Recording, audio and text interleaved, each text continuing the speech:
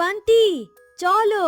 আজ স্কুল থেকে বাড়ি ফেরার পথে কালিদার দোকানের কচুরি খেয়ে তারপর বাড়ি যাই। হ্যাঁ, তাই চলো। কিন্তু কাকিমা তো বাড়িতে কচুরি বানায় তোর জন্য। হ্যাঁ, বানাতো, কিন্তু এখন আর বানাবে না বলেছে। কিন্তু কেন? আরে তেলের নাকি অনেক দাম বেড়ে গেছে তাই। আচ্ছা, আমার বাড়িতেও মা বাবা এই নিয়ে আলোচনা করছিল শুনেছি।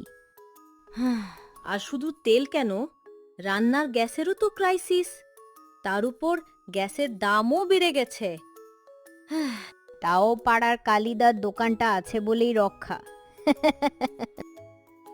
চলো এবার পা চালিয়ে চলো, তা না হলে কেন দেরি হলো এর জন্য বাড়িতে হাজারটা কৈফিয়ত দাও।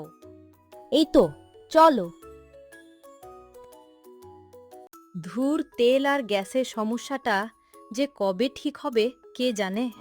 হবে হবে, সব ঠিক হবে। আসলে ভগবান মাঝে মধ্যে আমাদের পরীক্ষা নেয়। ভগবানকে কে পরীক্ষা নিতে বলেছে? আমরা তো পরীক্ষার জন্য কোনো ফর্ম ফিল আপ করিনি।